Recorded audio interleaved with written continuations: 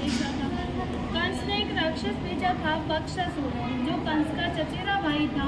वह आया गाय के बछड़े के रूप में और जाकर भगवान की गायों में मिल गया।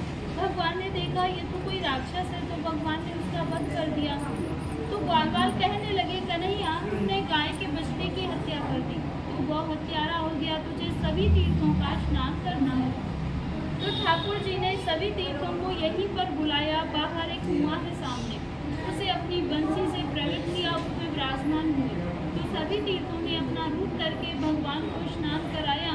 जब भगवान की स्तुति हुई थी तो इस कुएं में सभी तीर्थों का जल है।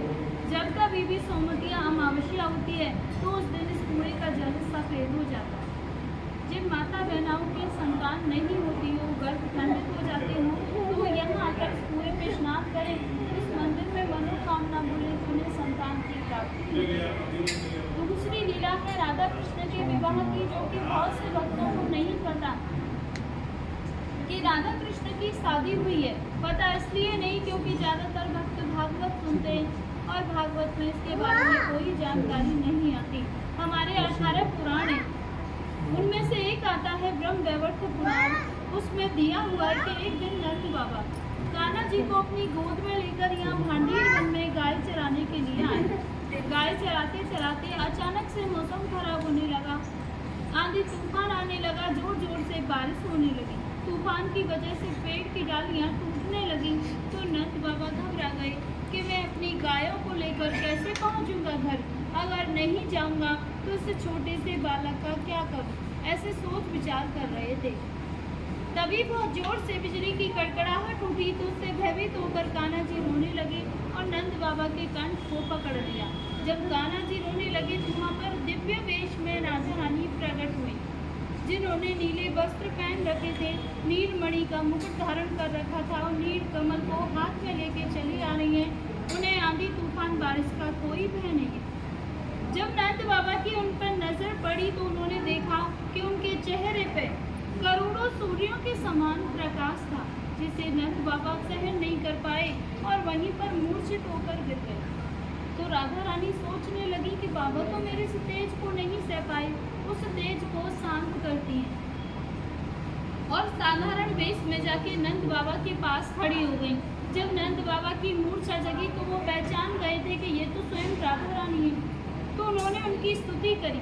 तो राधा रानी कहने लगी, बाबा जिस रूप के दर्शन मैंने आपको दिए थे, इस रूप के दर्शन में किसी को नहीं थे। आपकी भक्ति से प्रसन्न होकर मैंने आपको यह वरदान दिया है और यह बात गोपनीय ही रहनी चाहिए। तो नंद बाबा कहने लगे कि मुझे तो पहले ही मेरे गुरु गर्ग मुनि ने आप दोनों के बारे में बता दिया था। जब लाला का नामकरण हुआ था तो उस दिन 27 नाम रखे गए थे कान्हा जी के। उसमें से 17 नाम राधा के ऊपर थे, जैसे राधिका वल्लभ, राधा दामोदर, राधा श्याम सुंदर।